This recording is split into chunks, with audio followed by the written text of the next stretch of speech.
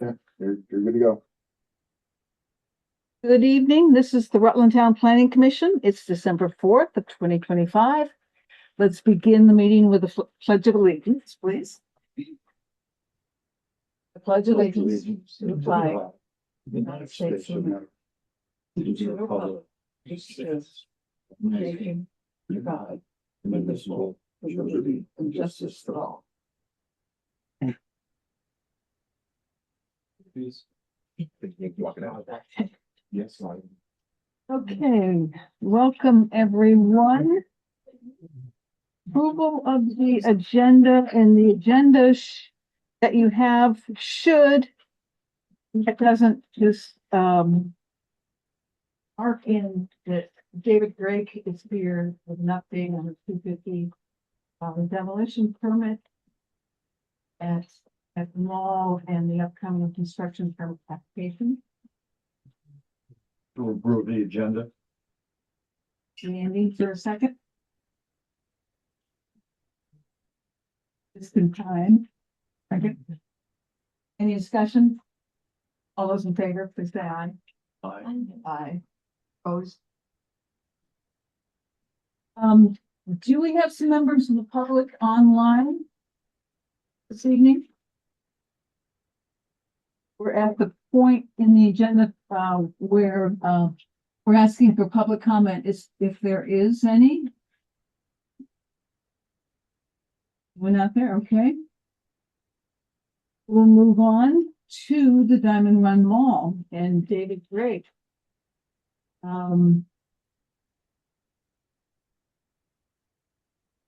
David, you wanted to talk about conformity with the town plan. Yep. With the construction phase. Correct. Super Walmart.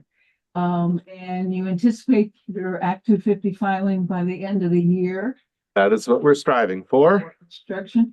And you probably will say a few things about the municipal impact questionnaire. Correct. Correct. Good evening. So my name is David Drake, and I'm here on behalf of the property owner, as well as on behalf of what will be the co-applicant, Walmart, for the construction of the Walmart Supercenter at the former Diamond Run Mall. So the last time I was here, some of you were here, some of you might not have been here. I was before you discussing Act 250 approval for the demolition of the existing mall structure that obtained an Act 250 permit. The fencing went up, and we'll be looking at that demolition commencing within the next few months, probably. But in the meantime, we're going to be going through the Act 250 process for a permit to build the Walmart. You're what's called a statutory party in the Act 250 proceeding as the Town of Rutland Planning Commission. So you have the right to participate in that proceeding. We'll also be requesting and filing with the Selectboard the Municipal Impact Questionnaire. And my recollection of how the process worked last time was that the Selectboard, in addition to hearing from the various departments, also wanted to know what the position of the Planning Commission was with respect to the project's compliance with the town plan. So I am asking that the Planning Commission ultimately vote to find that the proposed Walmart conforms with the town plan. In the meantime, before you get there, I thought you might appreciate an overview of what's going on, as well as a brief discussion of the reports, some of the reports that we've produced, which I've provided 3 sets for. I always will email everything to the town office. If someone in particular wants me to email it directly to them, I'm happy to do that. We always do email to your chair, as well as to Bill Sweet in the town office. So if you have anything in particular you're interested in, please let me know. And if you just want to know when things get issued, I can email them to you directly. Once we file the application, there's what's called the Act 250 database, and I'm not sure if you're familiar with what that is, but the Act 250 program has gone completely online. And so the application materials are filed electronically. They're loaded up onto what's called the Act 250 database, and you can access all the filings for the application. And in fact, the Act 250 program has made a strong effort to have every permit ever issued loaded up onto the database. So if you are ever interested in any permit or any project, you can go online, you can search. I should also say up on the screen with Craig J is Craig Jewett. He is with MSK Engineering. Craig, you there? Here, There he David. is. Craig is professional engineer. He's with MSK Engineering, and when you have engineering questions, he's the one who's going to answer them. So, Craig, why don't you just introduce yourself and then give kind of the basics of the project and the handouts that I've given you hard copy of. Craig has on his computer, and we'll see if we're able to call them up as they're being discussed. Okay. Well, thanks. Yes, my name's Craig Jewett with MSK Engineers. I'm the consulting engineer for the owner and the applicant related to the application. So just to give everybody a quick synopsis, hopefully you can see my screen showing what is the existing conditions at the former Diamond Run Mall site. Not sure. You're not sharing your screen Oh. yet.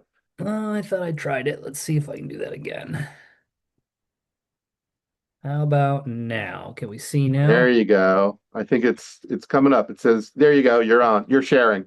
Okay, perfect. What we have here is the Diamond Run Mall site as it currently exists with the mall. Some of the parking area shown in here. Let me see if I can move this bar here. And if you're looking up for the hard copy, it's C100. And so, kind of going from there, the southern part of the site is really going to be where Walmart is. It's approximately 20 acres of the site, but it's essentially the southern end of the current mall site. And Craig, not to interrupt you, now, you've switched to C102. That's correct. So for those of you who have the site plan, could you ask him to speak up a little louder? Craig, if you could speak a little louder, that's been requested. Sure. Yep. Let me know if this is loud enough or if I need to go louder. But yes, what you're looking at is C102, which is the overall utility plan for the proposed Walmart facility.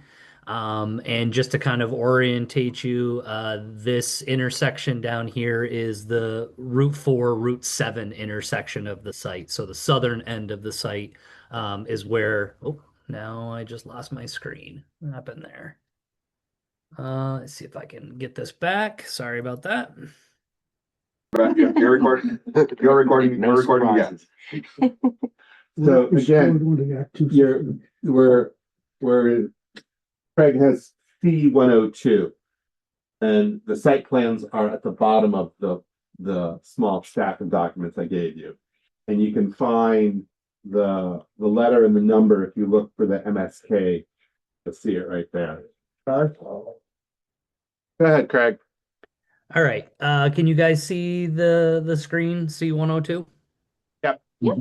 Perfect. So this is the overall utility plan for the proposed Walmart.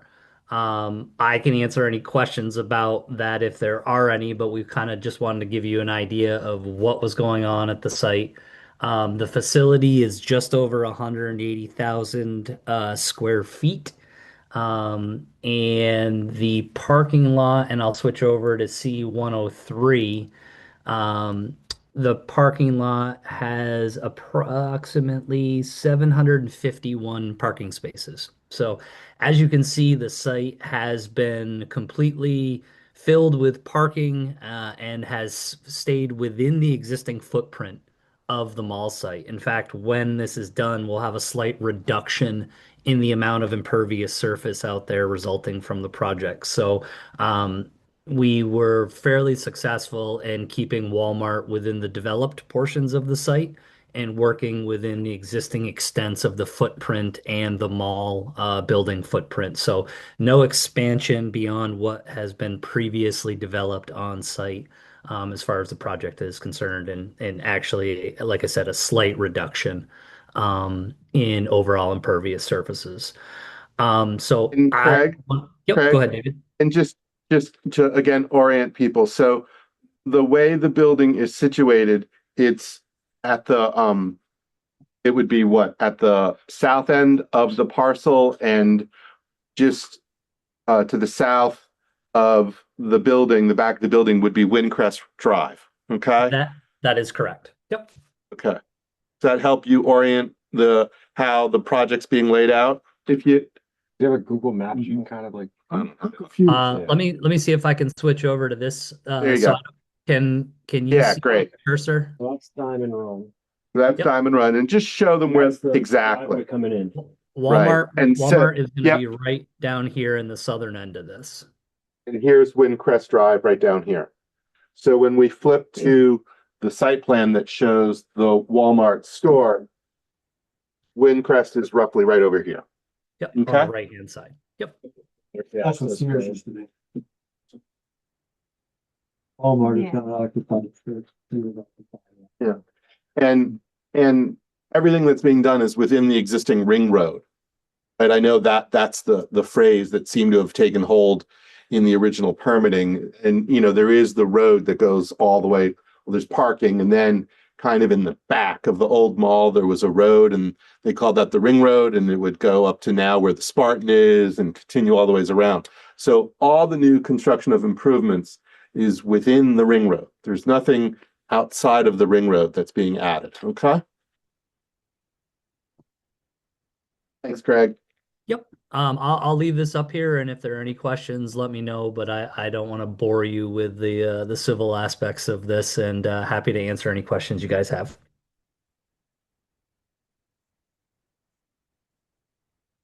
Is it only gonna be the Walmart, there's Super Walmart there, or is there gonna be other businesses or? As So right of now, oh, sorry, David, go ahead. as of now, all there is the Super Walmart.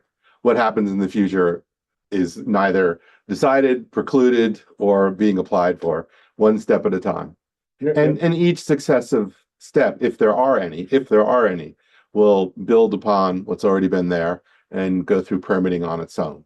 A question though, so what you're proposing here, and then compared with the previous slide of the Diamond Run Mall, there's still additional area left, or is this kind of, or is that then just gonna remain outside of the Diamond Run Mall, whatever area is there is gonna be just converted back to grass? Yes, that's correct. So with the demolition of the mall, part of that permitting required the landowner to take approximately 10 acres and convert it back to a pervious surface. So this green area that you see to the north of the proposed site is after the mall is removed and the area is reestablished as a vegetated surface. So there will be approximately 10 acres of, for lack of a better term, lawn space up at the mall, but that is outside of the quote unquote Walmart project. That's why the demo permit was done separately from the Walmart permit. They needed to demo the mall for a number of different reasons, completely outside and irrelevant from Walmart. It just so happened to be something that was necessary for the Walmart project as well. But this green area that's shown over here to the north of the project area is in fact intended to be green space as part of the project, or what The will be there. approximate boundary of the large areas was at 16.67 acres. So the area that you see here is kind of a dashed line here. Is that, That's Yep. that's the 16 acres that they're talking about, which is what the Walmart project is. The remaining part of the property will have 10 acres that is grass. So the 17 acres approximately for Walmart is their project. The 10 acres that we're talking about is not included in Walmart's 17 acres worth of project site. What's the square footage of the Walmart What will it be? 180,000? I can't read. Yeah, It's it's just- 180,000. Just over 180,000.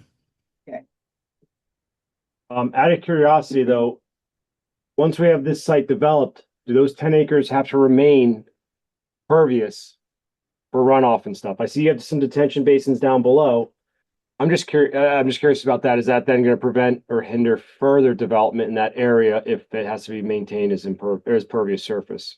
So it does as of right now, but it does not preclude the landowner from going back and designing appropriate stormwater treatment to reconvert that area, that 10-acre area into developed area. So the applicant could go back at some point in time and work through permitting treatment that would allow them to reconvert that area at some point in the future, but that is not proposed at this time. This two ponds that you see here are specific and relative to the Walmart project.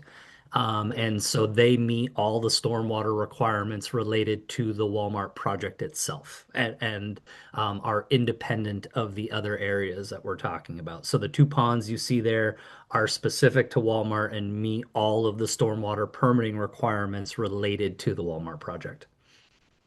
Can you just show with a cursor where those two ponds are? I think I know where they are on the, yep, one, and the other one's over there too. And the other one's over here. This one's a little bit harder to see. This one obviously is a little bit easier as you come up the road.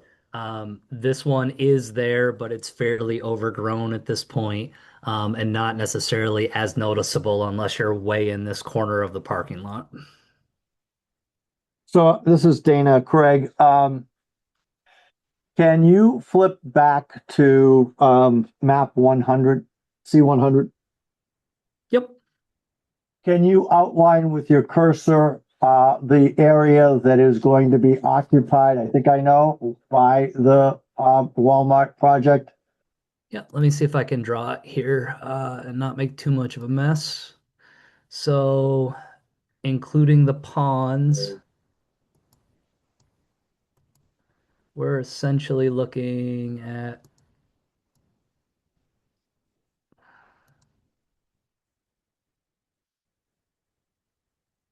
Okay, that's what I thought.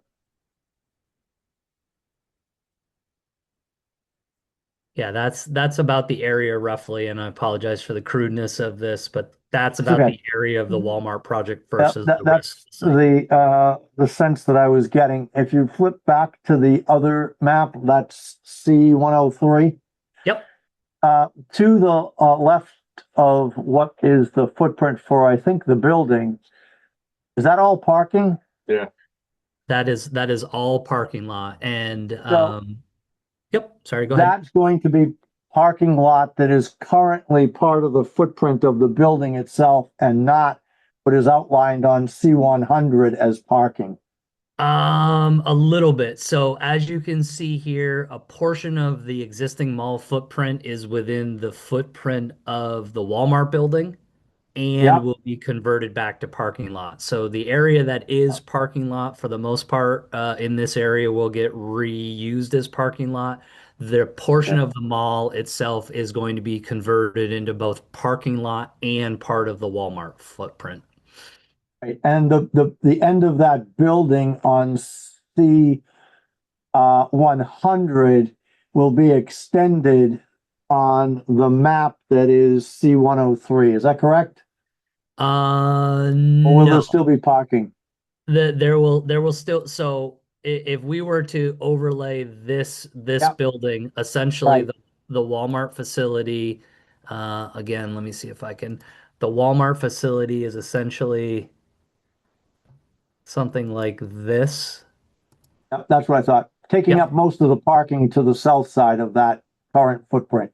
That is correct.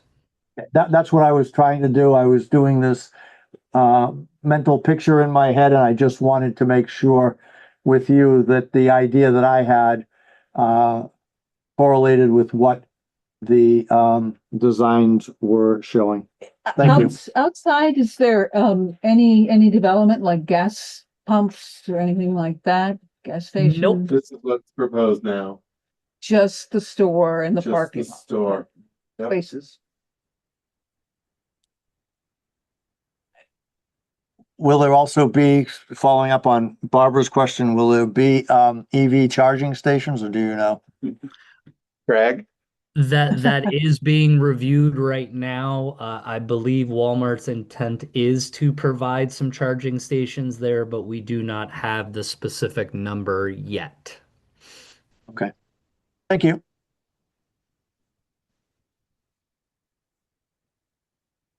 It just seems like a lot of parking and impervious surface. I don't know if there's any way to kind of collect, I don't know, is there any solar panels gonna go over the parking spots?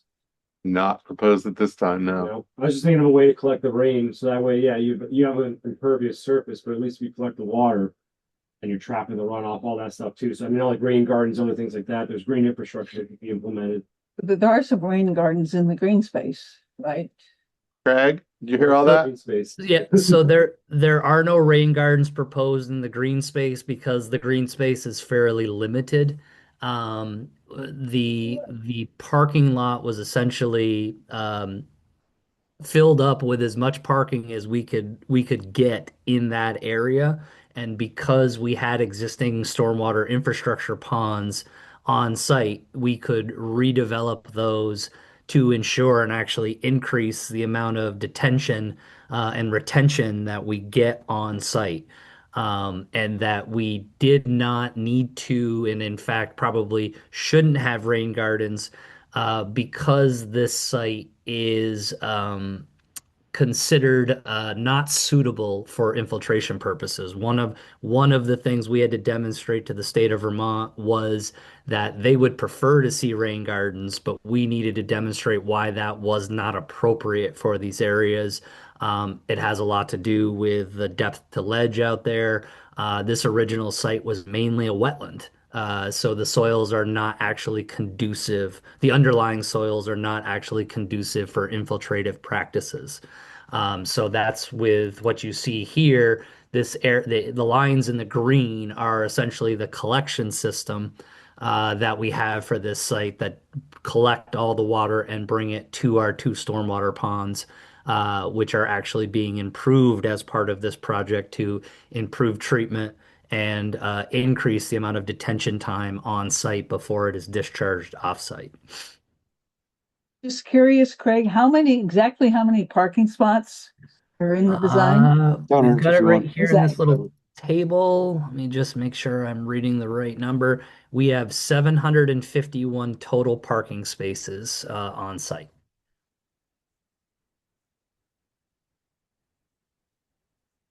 Where's that? That's Where, yeah, all that impervious surface, it just seems You like a changed the thing. place to Yeah, okay. build out on the land more parking when you can always build parking vertically and reduce your stormwater runoff. Well, Especially if the other 20 acres are, you know, wetlands and it's ledge, so it's not conducive to infiltration. well, I do want to.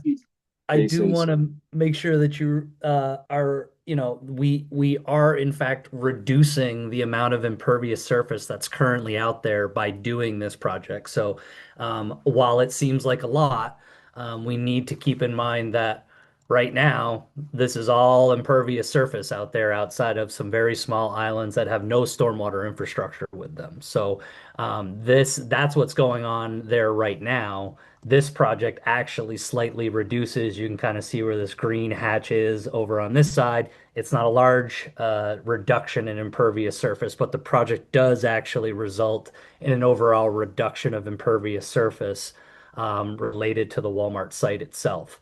To your point about building parking vertically, that's certainly an option if needed, but I don't think it was considered as part of this project because they didn't need parking to go vertical. They had enough space to work within and were told by their consultants that we were redeveloping existing impervious. So we weren't making a situation or creating a new situation. We were dealing within the current constraints of the site and in fact end up with a net reduction. So the runoff is actually less after this project than it would be currently under its current situation. Who maintains the storm retention ponds? That would be the landowner. The landowner is responsible for all related infrastructure maintenance and improvements. And that would be under the DEC permits. Am I right about that, Craig? Correct. The DEC permits run with the land and the landowner. And then there will likely be a landowner and Walmart agreement about who maintains what related to the shared infrastructure on site. But it is solely the responsibility of the landowner and or the applicant related to the permit application. And so those DEC permits are going to be what are called rebuttable presumptions. I don't know if you're familiar with that in Act 250, where there are criteria, for example, compliance with no undue water pollution, including stormwater discharge. So the Department of Environmental Conservation's stormwater permits, which we will have, which authorize the stormwater infrastructure, are independently enforceable by the Agency of Natural Resources. Then they establish rebuttable presumptions of compliance under the Act 250 criteria, so that they then get incorporated into the Act 250 permit. So that's how Vermont has regulated both stormwater and the use of those stormwater permits in the Act 250 process. And just to add to that too, our stormwater discharge permit for this project is actually on draft notice at the moment, which means that DC has issued a draft permit that is on public comment until the 15th, where at such time they'll determine whether to finalize that permit. So you've completed a couple of studies as well. Yes, you have them there. Would you like to go to that? Any other questions about the design? What's the depth of that, I guess drainage basin? Is it like 10 feet deep? I can take a look at Like it. 600 for the bottom grading. Yeah, I'm just trying to see what the height of the, and again, I don't think it's ever supposed to fill up. So yes, the intent is not to have 10 feet of water in there, but you are correct that it's 10 feet worth of depth from the essentially the top of the bank of that to the bottom of the basin. But yes, there won't be 10 feet of water sitting in there. Yeah. That water will be It released. gets over like 612 or whatever, then you have your emergency spillway. Yep. All right. Okay, let's move on to the studies. Okay. So There's Craig, big are wetlands. you able Might be a to lot of put up water. the, let's start with Mike Lawrence's, the landscape architecture board. So one of the Act 250 criteria is whether the project will have an undue adverse effect on aesthetics. And to analyze this issue, Mike Lawrence, a landscape architect, performed an analysis under what's called the Queechy test. I don't know if you've heard of that. If you've heard of anything in Act 250, you've probably heard of that test. We've been confronted with it previously. I'm sorry? We've seen it previously. You've seen it previously. So the basic question is whether or not the project will have an undue adverse effect on aesthetics.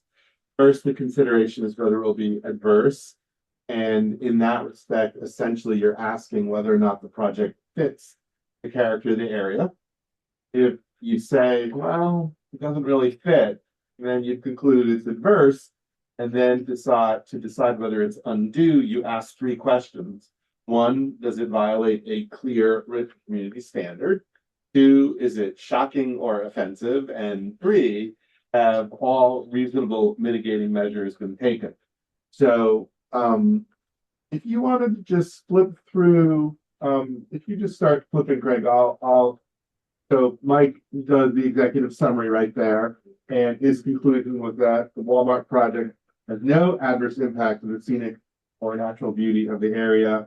And the conclusion that Mr. Lawrence made was that it's the perfect site for a new store.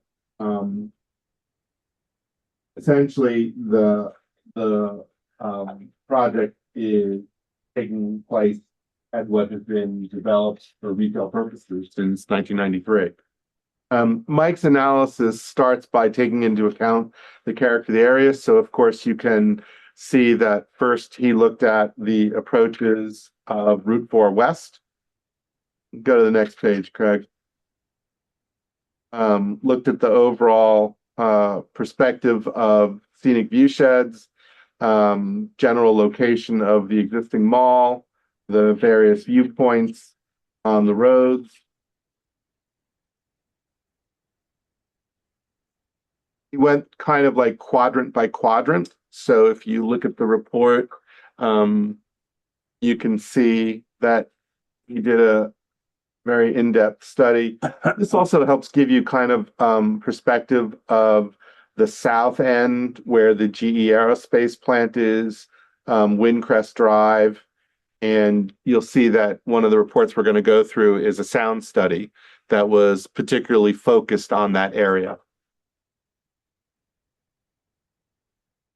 And of course, the Route 7 and the various viewpoints and existing conditions, looking to the north, other commercial buildings, other uses, looking at US Route 7 south, I believe.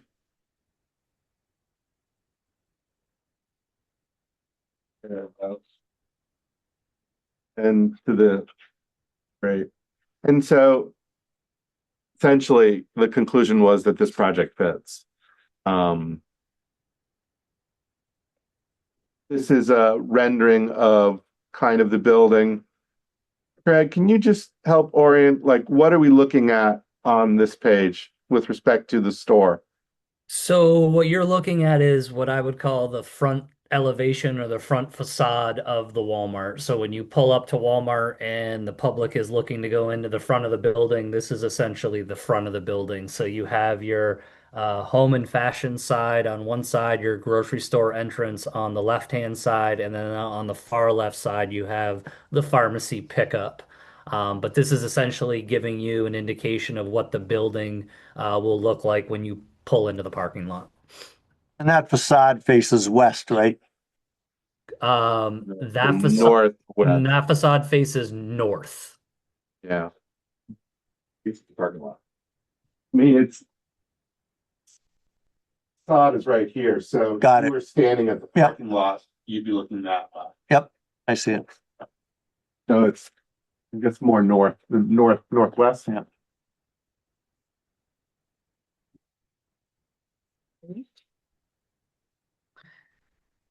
And there's Or some has- other side yeah. elevations of the various different sides of the building, and then a wonderful picture of what the mall currently looks like in some of those locations. Um,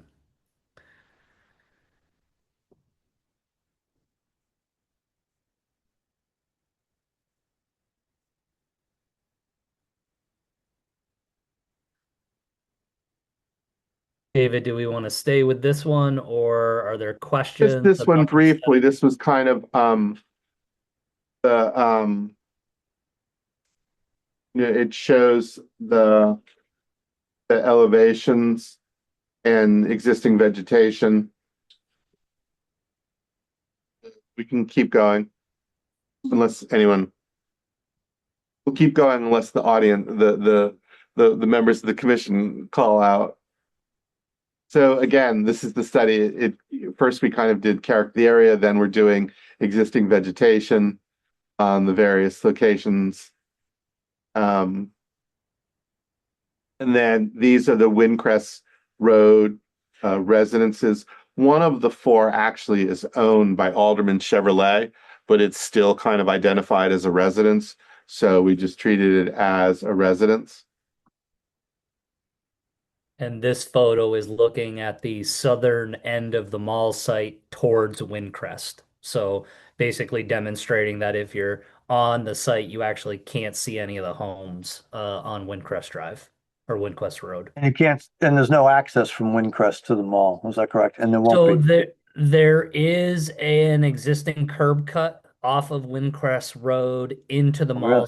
site that's used by Green Mountain Power, because this is where one of these parts of the site where Green Mountain Power's power comes into the site. There's a transformer over in this location. It is only used by Green Mountain Power and people who trespass onto the site. part of this project will make that inaccessible to others outside of obviously Green Mountain Power because they'll need to be able to maintain their ability to get into this portion of the site. So it's not currently open to vehicular traffic, public vehicular traffic. No, It it's won't be only, it's only after. for Green Mountain Power. That's all it is. Don't try to use it. Just confirming what I thought I already knew. Mhm.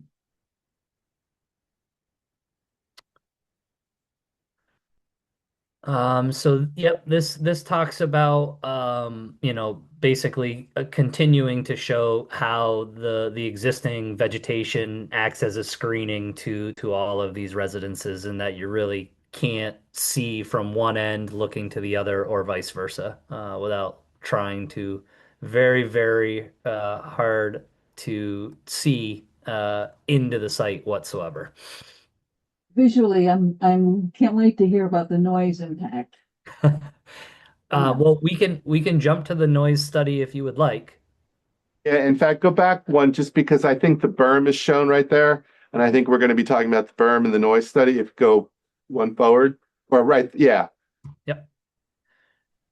So, one existing feature that's out there, and it's a little hard to see on this one, and I can jump over to the site plan, but there's an existing earth berm on the southern end of the site that was developed to help mitigate sound from, my understanding was the plow trucks when they had to plow this site in the winter and trying to mitigate sound from these neighbors here. So there's an existing earth berm that has a vegetated screen on top of it as well. It's in the neighborhood of 8 to 10 feet tall. That's actually where the sound barrier that we'll talk about in a minute is going to go. So there'll be additional sound mitigation on top of the existing earth berm that currently exists out there. And just to orientate everybody, um, that berm essentially is right here. And you see on this, we show a 15-foot high noise barrier, and we'll go into that in a little bit more detail. Um, David, do you want to skip over Fitzgerald and go to Do you the just briefly, we'll just mention that in your packet. So in the original permitting of the mall, there was identification of ultimately just one plant species of concern. So we had Fitzgerald Environmental come out and do an assessment of what's there. And basically there continues to be some limited amount of plant species, which I think that they're not necessarily, they're not threatened. I forget whether they're even rare, but they were originally noted in the 1993 decision by the Act 250 program. So we went out and were able to identify what's out there today. And all of the plants that were identified are outside the developed portions of the site, and won't be impacted by what's being proposed because we're not proposing any development beyond the existing developed portions of the site. So they will be protected. I think we have one area right here with some mountain mint that will need to be flagged and protected during construction just to make sure nobody ventures out over there, but it is way off. It is off the pavement, so there is no reason for anybody to be over in that area, but it will be protected as part of the project to ensure that we don't have any impact to the identified plants. Great. I think the Let's next go to one the is the noise Yep. study. Yep. So I'll give you a brief introduction. So I don't know how familiar you are with how your ear functions, but essentially you are grabbing sound waves in 1/8 second intervals, and those sound waves are then transmitted to your brain and you engage in cognition. So when you go to do a sound study, you're taking measurements and you're doing modeling, which is premised under the Act 250 standard of how will the sounds that emanate from your project affect humans as humans actually experience sound? And so you'll see in the report, there's the nomenclature of an LEQ. Essentially, there's the LEQ fast response, which is 1/8 second. And then there's the LEQ slow response, which is considered to be 1 second. And through Act 250 decision making and court precedent, unless you can prove otherwise, the court essentially says that, you know, the difference between the 1/8 second and the 1 second is so minute that for purposes of analysis, compliance with Act 250 standards, we rely upon the LEQ slow response, the 1 second LEQ. So that's essentially what is the sound level measured in decibels over a time interval of 1 second. And what we do is we analyze for peak daytime sound levels. And then on this page, figure 3, you'll see that the modeling program, it's called CADNA. It models how the sound waves propagate and then is able to predict what the levels will be. And you'll see that with respect to the receivers at 231, 217, 201, and 179, we specifically put the barrier, the noise barrier, so that those areas are within the green. And you can see that the daytime is 45 dBA. So the standards for Act 250 are 70 dBA at the property line and 55 dBA at areas of frequent human use. So Act 250 uses both of those standards, and we wanted to make sure that the operation of the store would be within those guidelines with respect to the 4 residences, 179 being the one owned by Alderman Chevrolet. And with the barrier, which is proposed to be part of the project, we're easily in compliance. What's the length and height of that noise wall? Craig? That wall is approximately 200 feet in length and is 15 feet tall. So that's 15 feet on top of the existing berm that is already 8 to 10 feet high.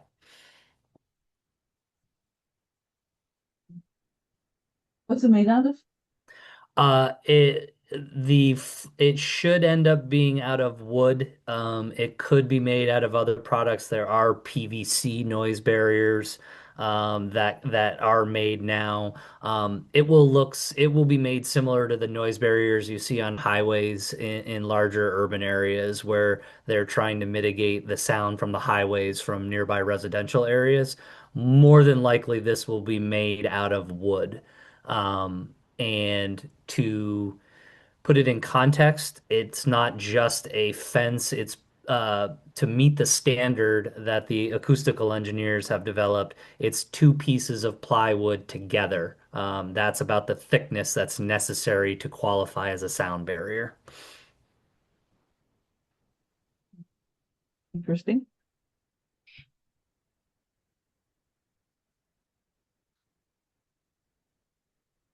What's the expected replacement life of that if it's made out of wood? It'll last like 15, 20 years at best. That would be fine. It really depends. I'm not an expert. I mean, at best.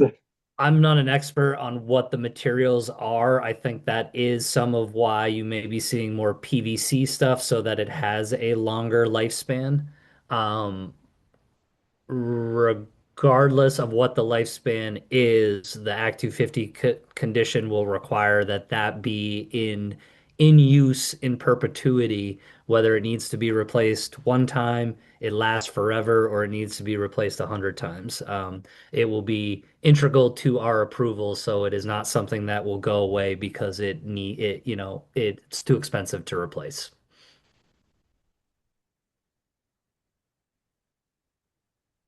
Okay, All right. yeah.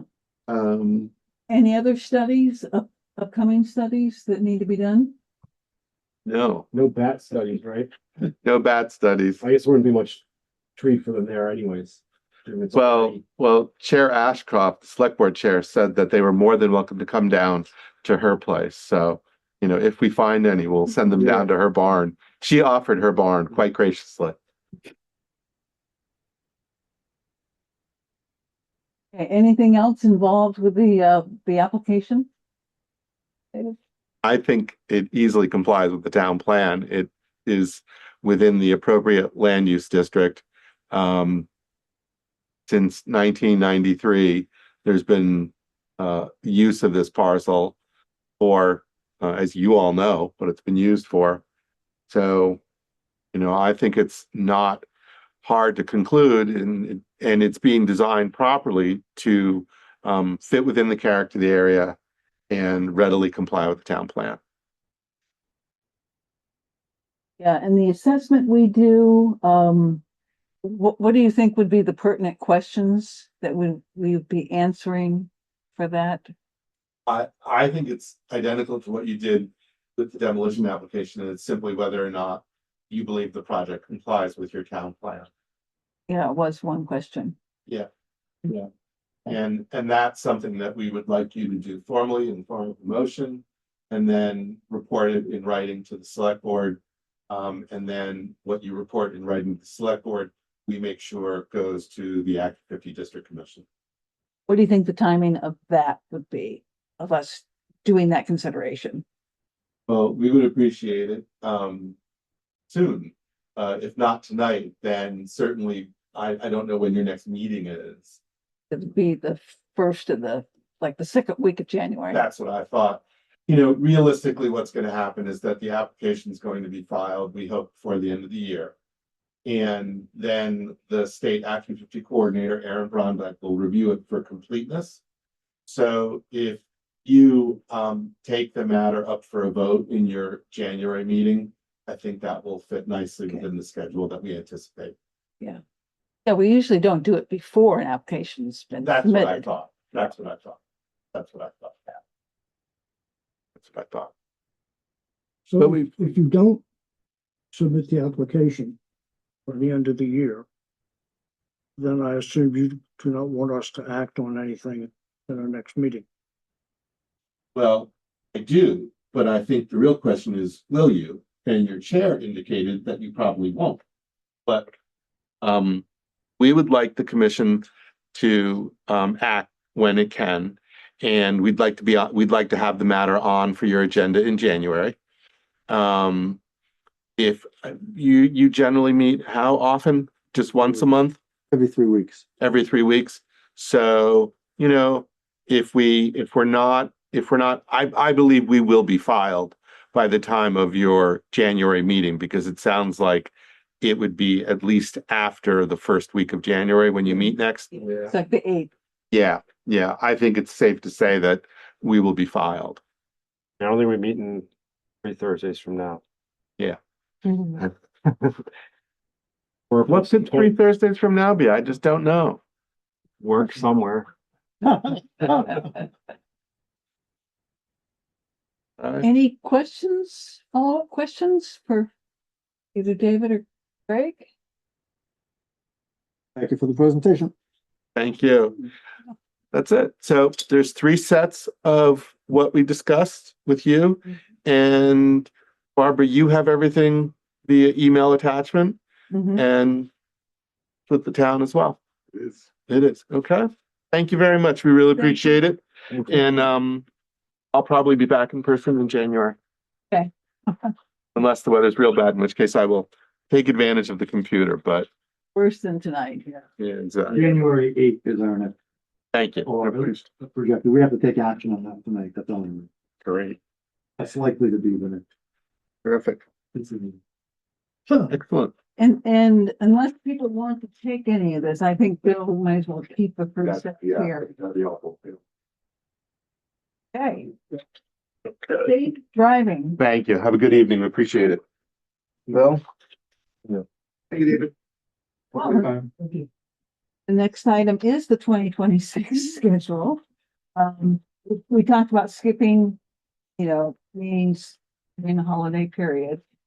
And so the first Thursday of 2026 is January 1st. So it looks like it pushes our next meeting to the 8th, January 8th.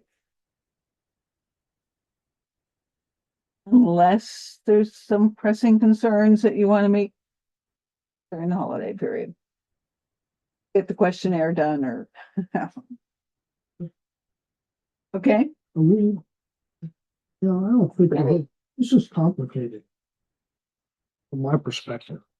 And I would think everybody should have the documentation that he only presented 3 copies of. well, it would be here whenever you want to come and, you know, take a closer So we should look at leave it. all 3 copies here, Yeah. not take them. And then if we want to review, come here.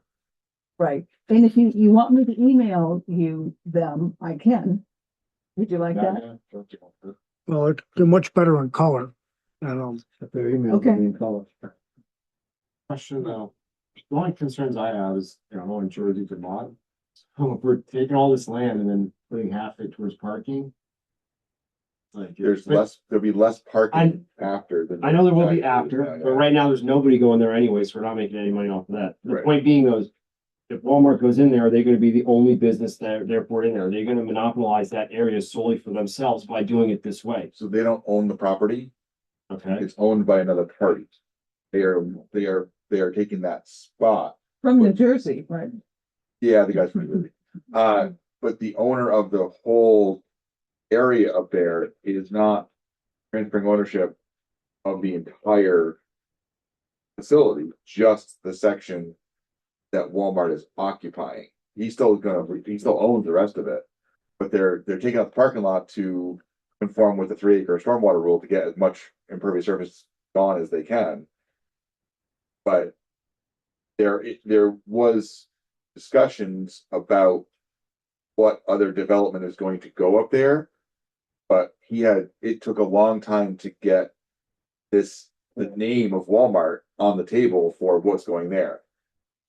And when he talked to the select board, he said he couldn't discuss it because he had non-disclosure agreements that apparently Walmart had him sign. So I would assume if he was trying to convince a hotel or whatever to go on that property, he also couldn't tell them who it was going there. yeah. But now it sounds that he can talk about development of that, but there is absolutely no other development being discussed while this project's going on. Like they're focused on this right now. So they're not obligated to tell us if they're gonna do anything else either. I don't know, we gotta kind of plan ahead as to what could they be doing. So I mean, Right. does it just prevent that You don't- area from being, because again, drainage Right. is not good there. It's on ledge, it's in a wetland. So he's telling me drainage is not good, yet we're putting in detention ponds and somehow it's gonna But drain. that's why there are several retention ponds that are already up there. But I know what you're saying. Yeah, So we also don't really have anything that can say, other than the town plan, that says what they can or can't do up there.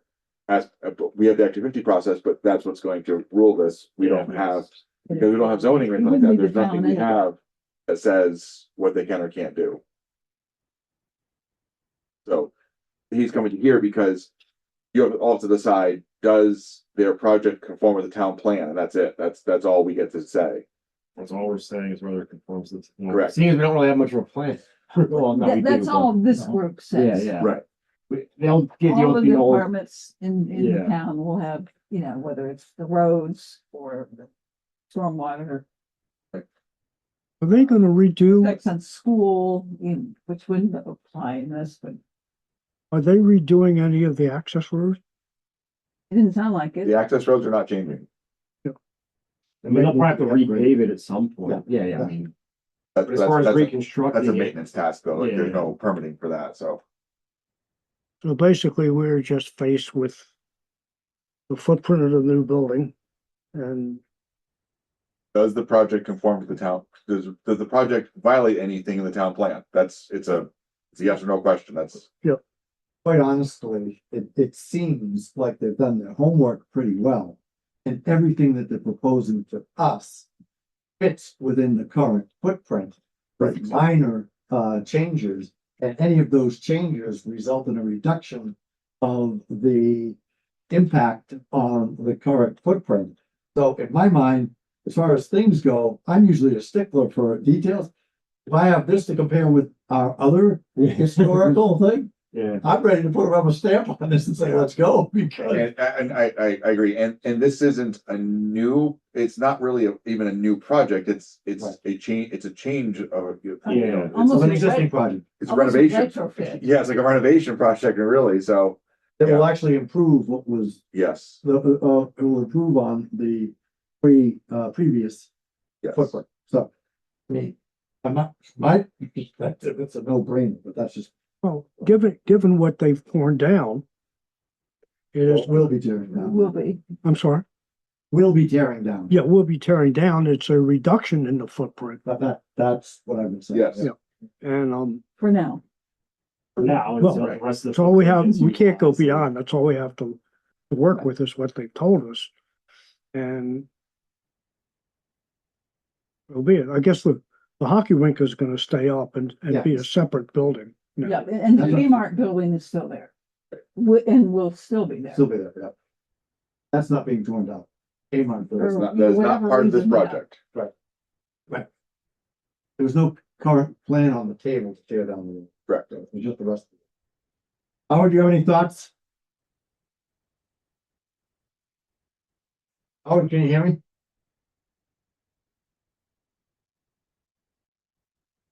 I think you're muted. Can't hear you. What happened there? Here we go. This is the first time we've had the 1 cent local option tax. That area being used. Really, I mean, Can be, considerable. well, they're, about a third of the store is gonna be grocery. And, which won't be taxed, and then a fair amount's gonna be clothing, so, but there is going to be no matter what it is, it's gonna be more, it's gonna be good, yeah, we're not, More revenue? oh, yeah. Howard, any comments or any thoughts? No, it's very, it's very interesting. It was good to hear and see what's going on. That's very good. Yeah, he's made a point of coming in person to both our meetings and the select. Oh, he's board. been Several. to they've talked to the fire department and the police department too, so Wow. What would you say? they've also talked with the fire department and the police department. So we're touching all the bases. Yep. Okay, let's move down to old business. We're gonna be visiting this on the 8th anyway. So we have decided that, January 8th is our next. start. I think we can do that by consensus. I hope so, because I already made all the calendar for Yeah, I next already put it in year. my calendar. That's what I started with, so, It's in my calendar. I think we're good. I think we're good. I was just confirming that. I've got it on my calendar. That was a no-brainer. So Bill is making his way through that T-Mobile grant application for the pocket park. The high limit for that grant is 50,000. The deadline for getting it in is December 31st. Yeah. He would like some help yes. with it. So we're looking for volunteers for several parts of that application. One is the detailed project proposal. Maybe I should do that one. Out of curiosity, that 50,000, is that, are we maxing that out for this pocket park, or is there? Well, the budget hasn't been done because we Okay. haven't figured out what we're asking for yet. All right. But usually you try to come pretty close. Well, I was gonna say, I've been at Northwood, and I've spoken to Mike Rowe about it a few times too, and Brandon, Westberg and Josh, Stugard, guys that have maintained the disc golf course there. This past year, I was trying to get Hop and Moose and some other local businesses to help out and donate for some new tee pads and maybe actually expanding the course a little bit. I think if there was additional funding, that might be something else that we could do. Because I think one of the things in here, as far as like inclusivity and things like that, I think that would be a good opportunity because it does bring people to, Northwood. Mhm. Yeah, it's like- yeah. This will be a little bit different, much smaller and maybe a different audience. There'd be the watercraft people and people interested in history, but but yes, what you're saying is true, that we could possibly look for, maybe not in time for this, Okay. certainly in the future. So we've got the detailed project proposal, we've got, three sections worth thinking about 200, 300 words each. Please briefly describe the community in which your project will be implemented, including community demographics, any primary industries, and any particular challenge that the community is facing. And how will this grant help your community address that challenge?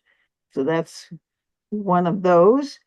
Then please describe how your project design, including community engagement and project execution plan, actively fosters inclusion, taking into consideration the lived experiences, abilities, and needs of all community members. Then a third little text that's needed is, please provide 3 specific ways in which you intend for this project to benefit your community. Additionally, how could this project be modeled and or scaled for other nonprofits or local municipal governments to adopt and implement? It's an interesting one. And you need help with the timeline, Bill? Well, I think we kind of talked about a timeline a little bit, so they just want to make sure it doesn't need to go into great detail, but we have a year from award to, so like it says here, if awarded, we will get the funds by approximately March 1st, 26. We have to have it done with the funds used by February of 27. Less than a year. All they really want to know is that our timeline is going to meet those requirements. And I think we can almost safely say we can spend the money. Yeah, it's essentially a year. Yes. But we would expect to have it done by the end of summer, if not sooner. Well, the select board was I know.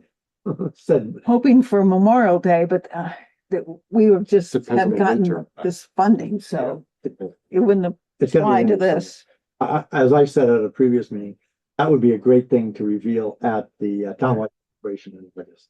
Or at least announce that would be happening, Yep. that some type of dedication would be happening within a short time of the townwide celebration. I think that gives you 6 months. And I think it's almost 6 months. This Oh, we grant won't know doesn't till require us March. to finish the project. I'm sorry? It doesn't require us to be like, the way I read it is it doesn't require us to check every box of completion. It requires us to spend their money. Right, In a year. right. So there could be things that actually happen after a dedication. Yes, think there's I read gonna that too. Yeah. I read Well, it that, says like, usable, it doesn't mean every single element Right. needs to be Right. there, yeah, Right. just the public can go Right. there. I mean, we get a lot of the basics cleared out, the trails established, railings up. That, if we can get that done, I think that's a huge, Right, And that would be a substantive portion of the. yes. but that's gonna be mostly in-house, right? The materials are not. Okay, So yes, the personnel expense, but materials are gonna be where this is gonna go to. okay. So does the select board have any preconceived notions of what should be in this application? Have they mentioned? I don't remember them saying anything. So whatever we put in it is acceptable to them. Yes. Well, that may have been a leap, but I'm looking for autonomy. I'm always looking for autonomy. That's more autonomy we have. That side of what's going on right now is we're in budget. We're doing budget stuff. Like there's really not much else that's going on. We have 45-minute board meeting today. Whoa. We've Sorry. blown past that. I'm sorry. We're at 70, going on 75. So no, there's not much else going on other than budget right now. So that's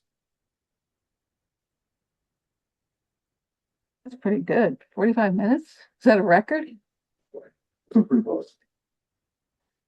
Okay, so does anyone want to take the briefly describing the community?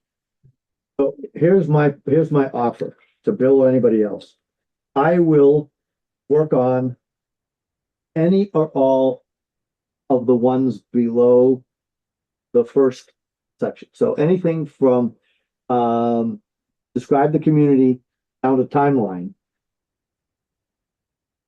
as part of a small group. I will not take on anything by myself. If that will be helpful, then let me know. I Well, know we worked awfully well together. Why don't we do that again? Previously. I mean, what are we looking for each one? Like a couple hundred? I mean, we're not trying to put You're together looking a at whole one, page. 1.5 pages. That's all. In you're looking total. for each, I think for each About question. 200 words. Yeah, 200 words is a page. Like a page, yeah. actually technically. Well, double space, I think is 250. 250, it is. So that's what I'm saying, a page, even if you had large font. So 300 would put you into the Yeah. quarter of a page on the next side. But it's up to, I mean, you don't have to Right. Yeah. make it that long. Right. So did I hear that there's a mini group that has potentially formed here? Well, I was gonna say, I don't think that we need to have it be written necessarily. I mean, there could be alternatives that we can utilize to get the message across. I have to submit a, I submit. There has to be a submitting application. Has to be a- It has to be submitted as an application. Well, no, as an application, but you're also encouraged to include visual renderings, maps, images, things like We have that to those. help. So we'll include those with, all right. Yeah. Right. Yeah, I don't think we have to worry too much about that type of thing. Alright. As towards the. I say, like, describing the project design, like, what kind of pictures to describe, you know, kind of We show have- that. We have that Yeah, somewhat on the Right. GMP maps that have been, or that you put together for us, or somebody did. Well, Otter Creek originally, Otter Creek. yeah, that was the way back And I beginning know, but plan. they with just- Otter, yeah, Oh, way back. yeah, 5 years ago or something. But that's the plan. I don't know that we have to do much more than that, except to describe what that would be. what's the purpose of this pocket park, right? I mean, we're gonna have a boat launch there. Is that, I was under the impression we're having a boat launch there, so that's the only place you probably access the water. Safely with this? Yes, but we're not pushing it. Yeah, that's not, my opinion, that's for sure.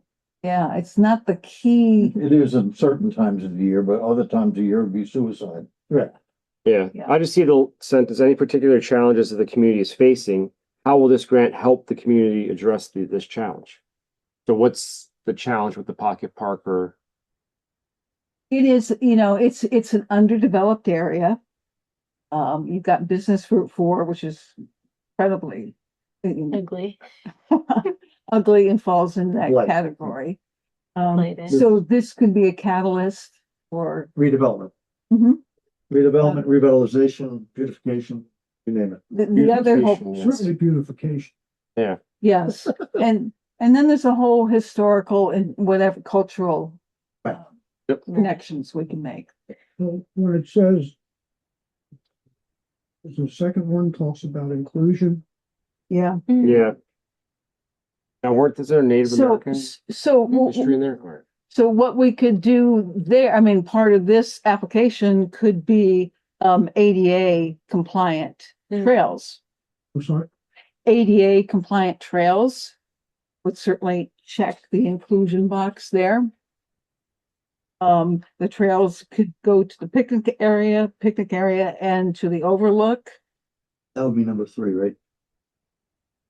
Number 3, Which one was it? 2 or 3 for inclusion and also specific ways that benefit your community. yeah. Oh, So- yeah, needs of all community members. Yeah, that would do. Yep. So, so that we, can get to the bylaw here this evening, I think we can fill in these pretty easily with all of the work that we've done. So we have an offer for a subgroup to work on the 3 and the budget. In the budget. No, Did you mention the budget? That's a timeline. The budget, I think we're gonna ask for the 50,000 and it's gonna go to all to the support materials. Like, I don't think, it didn't really, I didn't see that asking for a specific breakdown of. You'll probably should count on that. We have it, we did the grant before. there's right? line items, like the Yeah. recreational trail, yeah. Yeah, so I think we can take a lot of that That's a separate detail post. stuff and Oh, okay, use that, just copy Yeah. paste, move that over and we'll Okay. use that. Previous grant, right? yep, and that shows the in-kind from the town too, Sure. as well. What do they mean by community demographics? Who makes up a community? What's the age of the population? How many youth are here? How many, Okay, children? I are read in it more school? narrowly than that. But maybe I'm wrong. Much more narrow than that. Well, I mean, race, gender, all that stuff falls under. yeah, genders, minorities. Yeah, and this would appeal, I mean, if it was ADA compliant and all that, it would appeal to all ages, all groups of people. Native Americans. So the demographics would be wide. They wouldn't be like really narrowly focused. I was just wondering if they were looking for us to identify demographics, including minority people. You mean like census data? Yeah, I don't think so. I mean, we're gonna have to identify, I mean, you might want to do something with Whoa, whoa, whoa, whoa, socioeconomic whoa. data or Maybe. something. Dana, can I finish? Sure. Are we gonna have to, identify, indigenous people? Not for the immigrants? grant, not for the grant. No, it's more like a blueprint for how how you, what you want in the park, construction wise, and how you're going to get the input to do the things you're talking about, whether it's like, historical signs or really thorough kiosk or things like that. It's more how you're going to do it and what your goals are.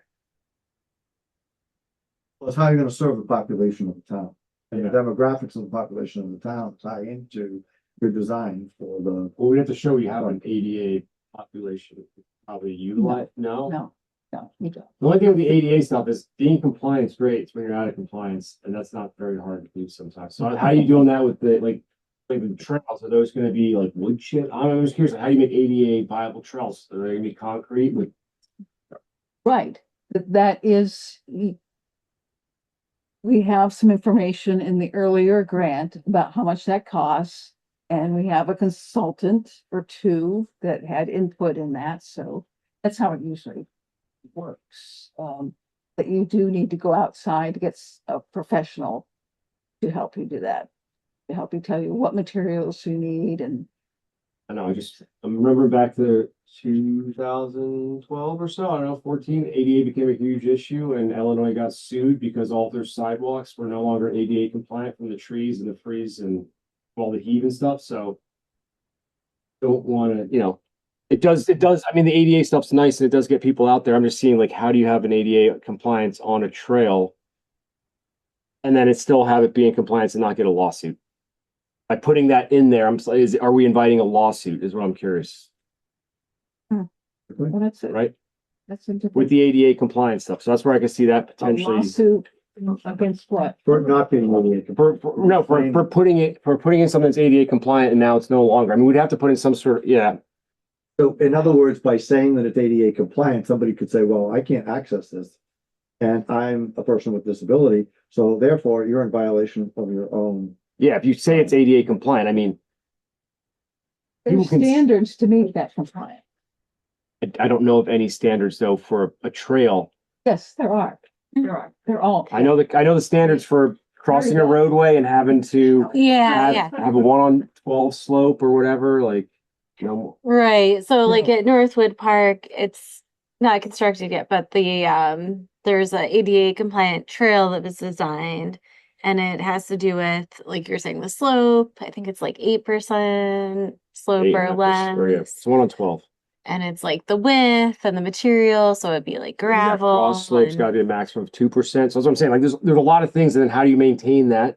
Because you still have to sweep your plow your sidewalks in the winter. So if somebody did want to go out there, how are you gonna maintain that so it's ADA compliant? This isn't gonna be a sidewalk, so this is not designed to be a 4-season And, facility. right, Yeah. most like where the people are park not is. gonna go there when Right. it's snowy, go to the picnic tables or to stand over the overlook. It's gonna be freezing. You know, Yeah. I just have a suggestion. I would think it might make some sense if Dana and I didn't do all three. That other members of the commission drafted and had front end input. I think it would really be helpful. We get more points of view and opinion in. So, you know, Too late. You guys already signed up. This is your. well, I'm asking to No, I'll help out. reconsider it because you have a lot to offer. Mary Yeah. Beth has experience. that can My help only- us. Reservation is that I'm working at the mountain. I've got two jobs. So I work a full-time job with the state and I work part-time at the mountain. So just depending on when we decide to get together to do it, that's the only issue I have is I'm working 7 days a week. My I would- question, what's the okay, timeline? what I was thinking is that December 31st at midnight. 31st At of midnight. this month? Yeah. Okay. when's it Well, gonna then I be can in? help. 59. Oh, okay. I'm gonna be gone in January. Huh? Sometime before we close the office on December 31st. Yeah, Okay, well, most likely in the morning, right? Well, yeah. I don't, I'd like to point out too that we're talking a half-acre site here. Yes. Kind of boggles my mind that we're even going for $50,000, but if Gotta go the for it group all. feels that's the way we should go, that's the way we should go. I mean, I personally see a picnic area there, a walking trail, and cleaning up the brush. And then letting the public come in there and eat lunch essentially, because I think that's what that park is gonna turn into. Mhm. I don't see how you make a loop walking trail in a half an acre. Mhm. Um, Yeah, and Bill has some ideas of maybe using, with the signage, doing some QR codes and linking to additional information. Mhm. Yep. So not everything has to be on a sign. So, yeah, it doesn't have to be complicated.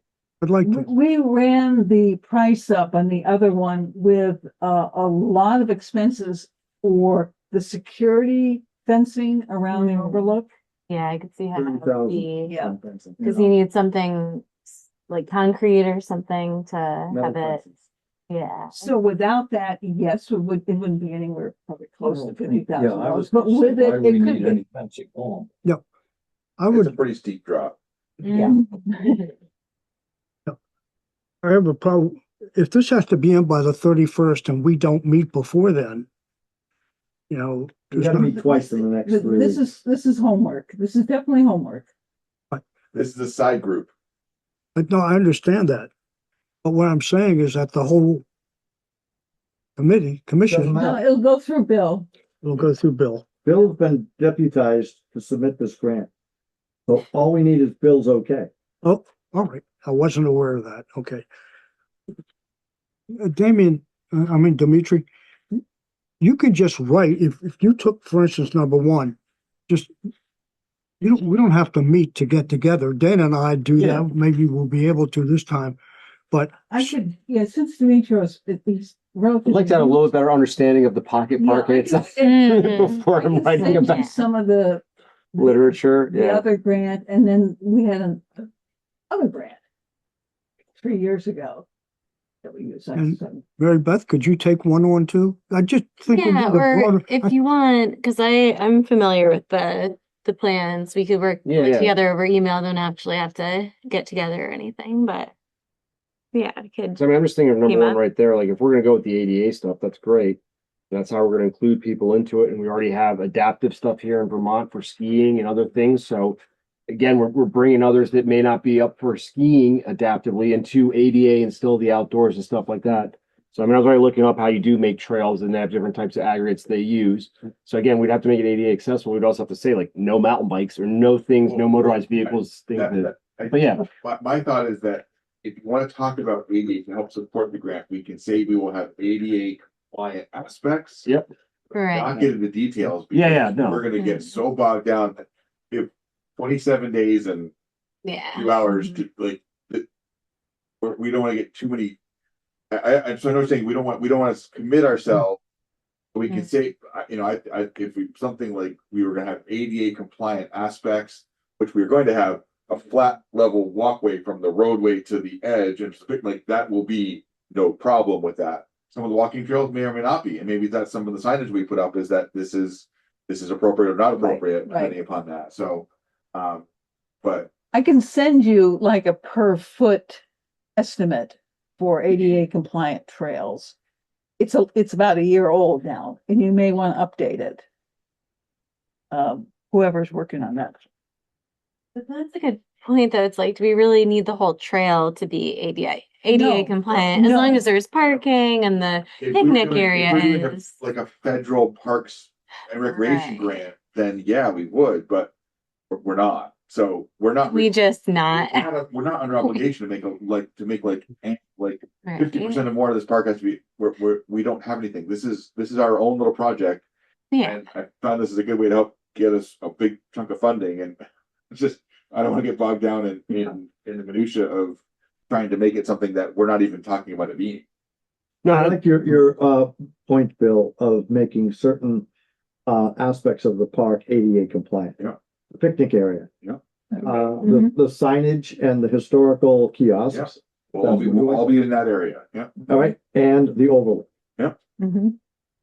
Yeah, well, That's it. And we can say easily accessible. That's what I just saw in here. It's like if you say like, for ADA stuff, people, they look out like easy or accessible. So we'll say easily accessible without having to say it's ADA compliant, because that's where we're gonna get. you want to say ADA compliant, I think. To score the points in There will the certainly be aspects of it. reviewers. but the aspects of it. If you're too broad, they're gonna say, well, is it gonna be ADA compliant or not? And you might lose some points that way. Just say, we're But gonna, some of the trails are gonna be ADA compliant. some of the areas are gonna be ADA compliant. And Yeah. you could list the ones that you know. Overlook, picnic area, signage, and parking. Now with this, And when you're writing this, look at what they're asking for. So, and just imagine the reviewers sitting around saying, okay, this is what we asked for. Is that what they're saying here? Is that what they're giving us? Yeah. So just go with what they give you and expound on it. Hmm. So Dana, will you chair this? Nope. I said very specifically that I would join a group that is working on it, but I would not do it alone. So if you want me to chair it, that's giving me more responsibility than I think I'm willing to take. But I thought Bill was chairing it because he was the one deputized to write it. And I have delegates to Yeah. to you, Dana, that you can.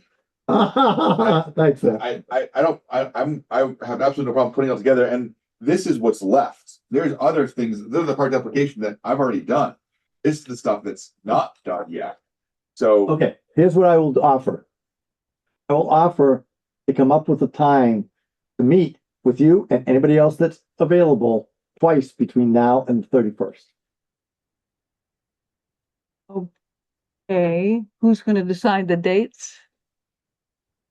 We'll do it by consensus, or we'll take, if Mary Beth and Demetrio are gonna work on something on their own, they can carve that out, send it to us.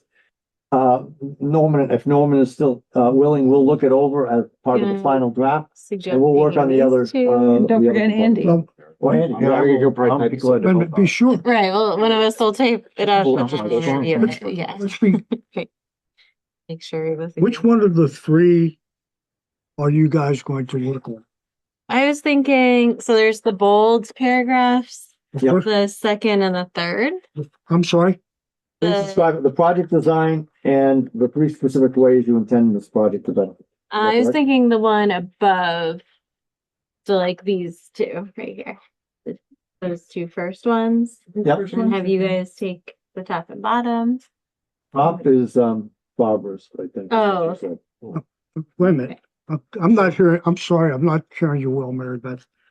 what's her? You're gonna do the middle one. Yeah. Yep. Middle So, two. Two. Right. The first Of two. those three that are in that block. okay, so then the last two would be the focus of whatever group is working. Is that you, Norman, and me, and Andy, and Bill? So that's, please provide 3 specific ways in which you intend this project to benefit your community, and please provide a timeline. I'm sorry, I'm not following this discussion at all.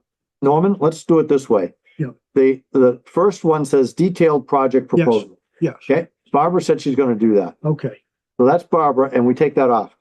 Start numbering from the other bolded ones. Briefly describe the community. That's okay. number 1. Please describe how your project design and project execution plan actively fosters inclusion. That's number 2.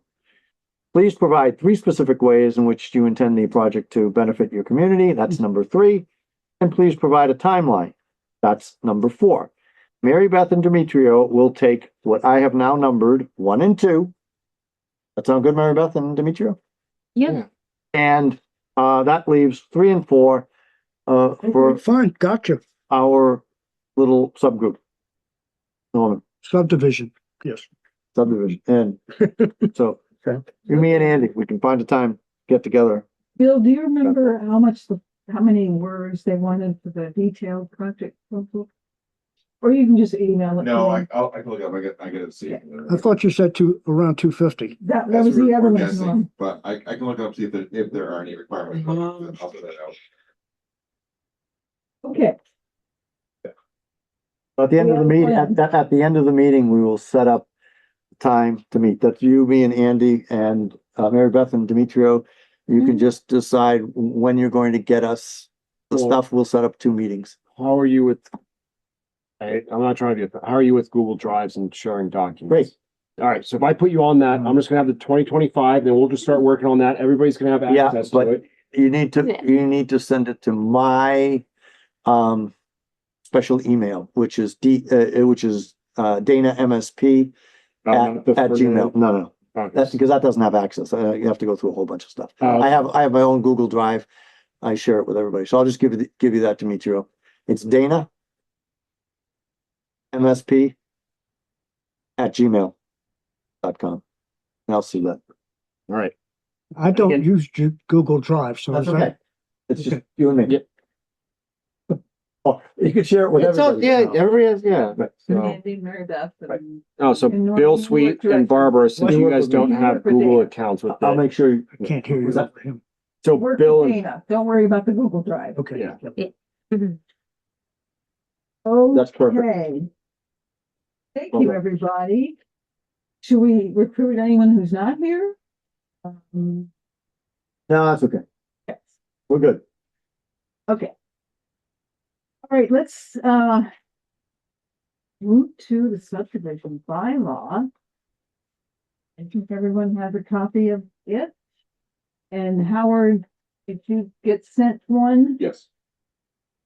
I have a copy.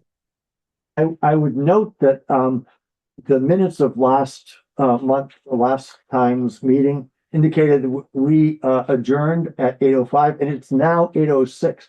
So I was just wondering whether we should postpone our discussion of the bylaws until next meeting where we can discuss it, because I don't think any of us were aware that we were gonna spend the first hour talking with the Well, that's project true, but we developer. have a little vacation coming up, so let's grind through this just a little bit. Would you like to put a time constraint on that? No, I don't think so. I think we ought to take these home, read them over, and be prepared at our next meeting. Well, that will be part of this. Okay. But I would just like, did anyone read this? I did. Well, I was supposed to. Okay, Why so, not? I'd love to hear some general comments. Wait a some minute, Things that, they weren't sent to us, it was here. Nobody got them. Norm, it's the same document we've been reviewing. It just looks different. yeah, The content is the same. I took Logan's document and made it look like all of our other town ones. Content is the same. Okay. So Barbara, I apologize. I did not get in on the first round of comments, but I did look at all of Barbara's comments and cross-reference those to the documents that you did, Phil. And I have to say that overall, it was great. but I have some questions that didn't seem to align, or at least my brain had gone into a fog. With respect to, the references. Some of them were fine, easily accepted, and others, were confusing. So where is my, Andy, what were your comments? Do you have any? I just briefly looked it over, to be honest with you, read it quick. Seems fine to me. Did we go over the, one thing I did notice is we talked about the, did we all agree on the half acre for the Yeah. lot line? Yeah. Yeah, okay. That's in there a few For times. That's in there. boundary line Yep. adjustments. Yeah. Okay, Okay. Mary Beth? What are the highlights? Are these things you want input on or changes or? They are, what has been changed Oh, since the last since the last time, revision. Yeah, Okay. last time we went through this. So everything that Bill has in here is as we provided feedback over the previous 3 meetings, Mhm. okay? Along with Logan. Along with Lord. And Barbara did a subsequent review. I was supposed to do that with her and I dropped the ball. I was a little too busy. But I went over her comments to Bill, which Bill then incorporated into the final draft, which he sent out yesterday, Bill? today. Okay, sometime in the last 24 hours, that had, all of those, changes that Barbara suggested incorporated. So, what I did, Which were just, it was basically cleaning up a few things. It wasn't anything major. no, it was nothing major. Yeah, it was cleaning up some stuff. However, I went through and did a double check between the previous edition that you had originally sent out on the 14th or the 21st, I can't remember the date. And what Barbara gave you for feedback around Thanksgiving. And so I went through and looked to see if everything was in compliance. And I had a couple of questions. So if you want to hear what I have to say, friends, I'll be happy to go through Barbara's checklist, which nobody has except Bill and Barbara. Everybody, We don't have the checklist. the checklist, it's all in here now. No, I understand that, but for me, I can't take a whole document of 19 pages and start it from scratch and go through it and find typos and things. So I would take a checklist, which is what Barbara provided to us. And I went and cross-referenced whether Bill actually made those Okay, so changes. what are the two things? One, the question I have is in the line under definitions, are we dealing with section 2 or section 3? Because Barbara referenced section 3, but you changed it to section 2. I think, Bill. What line number? So this is on Barbara's checklist. It's under the definitions. I think we should be using that checklist that way because the layout, Bill went and put the layout in the form of all of our other regulations. I understand that. But this goes section by section, which are all the sections in here that I've been able to check off most of. Okay, so what is your brief here? I don't have a brief, I have a question. Okay. And my question is, under definitions, Barbara made a comment that it should be an exemption. Do not qualify for an exemption under section 3. What definition are you looking at? Yeah. I think you're doing apples and oranges. I'm not doing apples and oranges. I know what I'm doing. So, under the definition section, Bill, do you have Barbara's checklist? No. Well, I'm looking for it. line are you going to? So we start at 70 and end at 102. So I don't know because I couldn't find it under. Okay, you said, so you're saying here is as an exemption under section 3.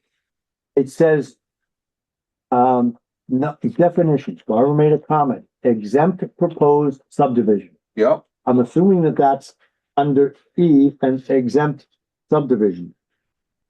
And I can't find that in the definition section.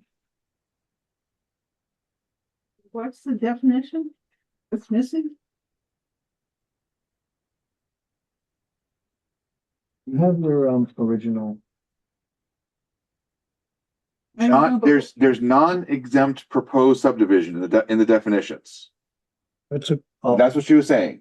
maybe it's non-exempt. Okay, that's why I was looking. Okay, so it's non-exempt, which is Non-exempt subdivision. defined A in subdivision section, of land that does not qualify for an exemption under section two Right. of the bylaws that you put in there. and you go to section 2, and exemptions is in section 2.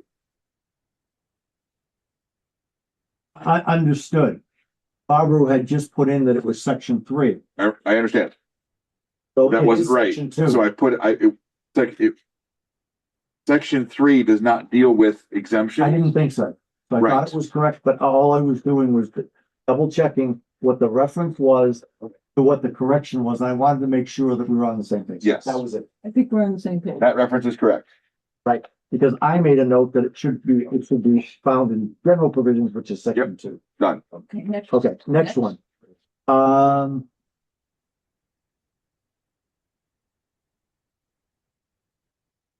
I think I checked this one off. Section 3. Put minor and major subdivisions or add a boundary line adjustment. That was done. I checked that off. wait a minute. By I'm looking at section 3 now. There's no, section 3. Dana, they don't know what you're looking at, so they're looking at the document that has those changes already incorporated, Mhm. so they're looking at it as, Apples and oranges. yeah, so, No, I know, Yeah. because I went back to the original document to cross-reference what we had as strikeouts and other things in the original document, and then looked at it in the document that you had sent out. To make sure that they were Yep. coordinated. I did a proofreading job. That's all I did. So that's why I said, if you want to hear my comments, I will make them to you and Barbara, because nobody else no. is gonna know, because the document has already incorporated the changes. I like that proposition, Dana. And with that, see you in 3 weeks. No. I did make a proposal that we adjourn and deal with it later on, I know. but The only thing I saw in there, I didn't really look through it all. The one thing I did see though, we do have the professional engineer, and I forgot to mention. We might want to specify the state, or do we care what state they come from? Like, do we want an engineer in California stamping off on this saying that, yes, this project was constructed in accordance with, right? So for the request for certificate from a licensed engineer, professional engineer stating that they have inspected and completed the project that required infrastructure improvements. I'm not sure that we should specifically say Vermont. Maybe we could use probably something from New York or Massachusetts. All right, so we just keep, yeah. I mean, we don't want to like limit it to the licensed area, so it could be any engineer from any state. 'Cause I mean, I'm just thinking with the Vermont engineer, they'd probably know the nuances of the area and things like that, So so. line, It's up to the developer to make sure that their person is doing that, like that's. As we all know. They'll do as much as we force them to. a question for the group, on 5/8/95. The building envelope line, what was it?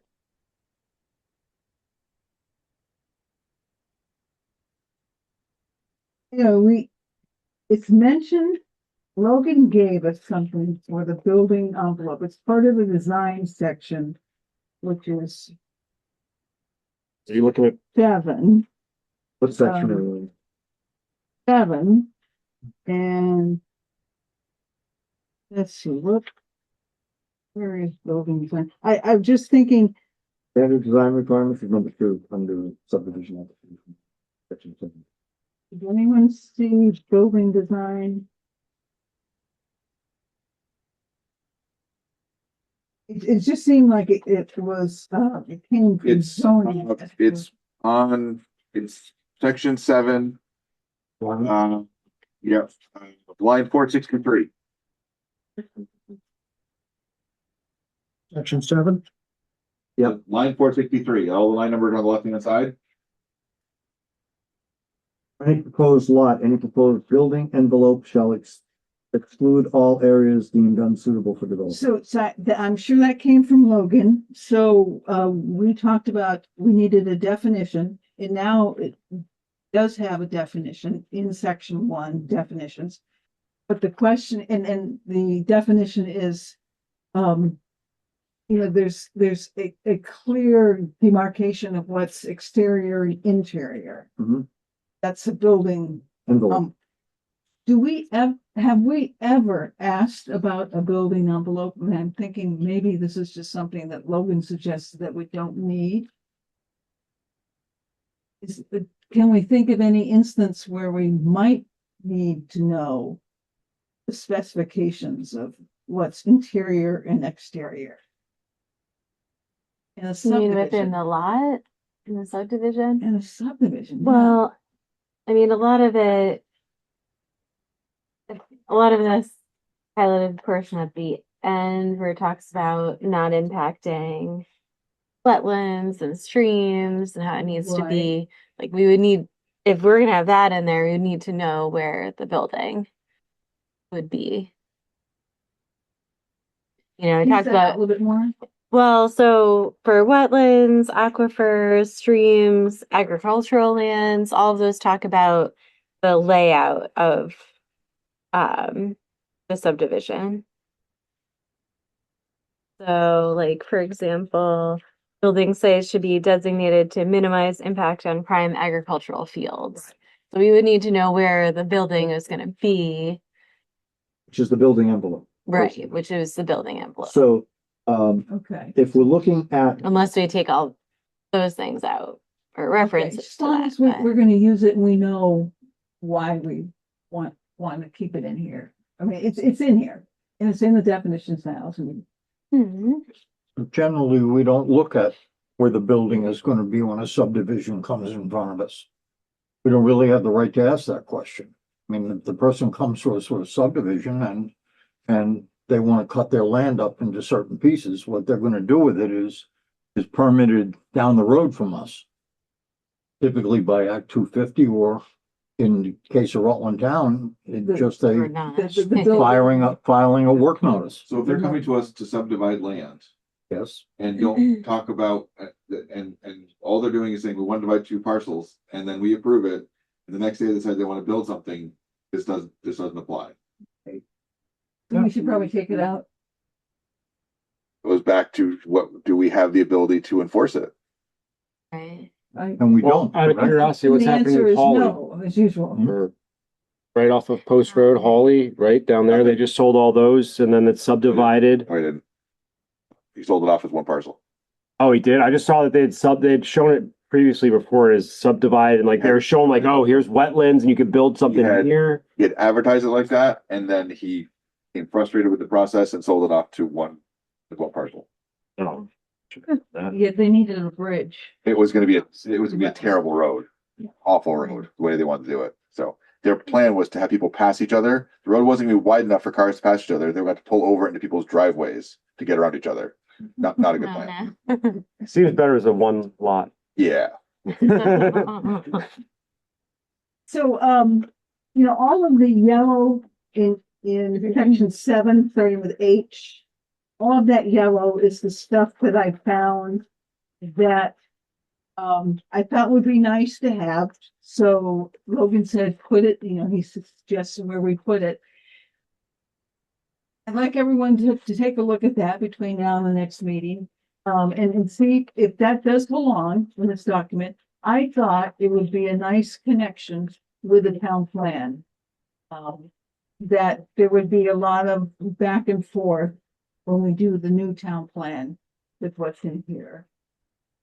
And it's just some, Just all the yellow highlights. yeah, we haven't seen that. they're all Nope. natural At the end of resource. the document. At the end of the At the end of the document, and last 2 or 3 pages. starting 7H, Norm, and they're all kind of natural resource based. Kind of aspirations, or aspirations, they really are.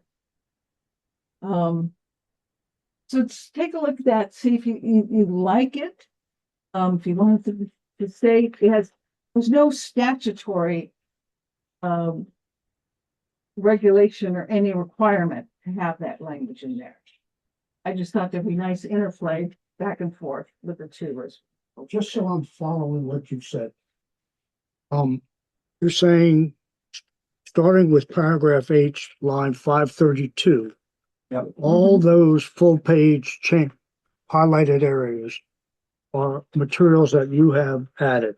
Yeah, I just found those All right, that another town. the highlights before that are what? They are recent changes, additions that we've made, other recent. Over the course of the Changes, last three additions. meetings. Mainly it's language that's been added. So Yeah, that's language that has been added. Okay. or moved around. Those are group changes. Yep. Basically, Yeah, we did that. okay. We did that in several painful meetings. Any other general comments or things that you think the group should focus on? I just have one question. Why can't we ask the developer what they plan on doing with the property? Why does it have to be a big secret that we can't ask? Because we don't have zoning. We don't require building permits. The building permit we have is only for informational purposes. It has no actual regulatory authority other than to make sure they're getting all the permits, other ancillary permits they need to do anything. And there's no state permit either. If it's residential, there's no regulation. You can make a 4-story house bright purple if you want to. We don't care. If it's commercial under 1 acre, we don't have anything to do with it. If it's commercial over 1 acre, it's Act 250. We don't. Yeah. The previous select boards have actively chosen to not adopt regulations. Land use. So I doing a 4-story building? Sure. Yeah. Go for it. Do pretty much anything you want. Yeah, you just As long have as you're to, not dividing you have to land live with your neighbors though. Stack them on top of each other, that's all. There's no, but you have to get the water supply permitting, wastewater permitting from the state, like you're required to have that. Like, Right. So that's why this is always a perpetual issue with this. Yeah, it's just, Why not zoning? Why don't we have a little more say over some of the That's stuff? why our bylaws that were adopted in, we are currently that operating. that are illegal and That are out of compliance with state statute. Yeah. Are problematic because previous groups, select board / planning commissions, thought that they could include in the bylaw, the subdivision bylaw, certain types of regulations, which were actually zoning, without adopting zoning. And when the town actually voted favorably at, 2-1 to adopt zoning, the previous select board sat on it until the time limit expired and they weren't adopted. Because so the town wants zoning, but we don't want to do zoning? I guess that's. This was more than 10 years ago. Yeah. to is a survey that was sent around. That, well, there was a vote. Tom Turner. But there was also a vote. I don't believe so. Howard would remember. Wasn't there a vote, Howard? On Tom Turner? Yeah. but Yeah, he Tom- was, We sent out that the survey went out. Right? I don't believe that was a vote. That was, I thought about 20 years ago, there was an item on the ballot. yeah, I don't know. I don't recall exactly The what it records for was, that. Andy, but, There was 4 items, I think. It asked for limited zoning.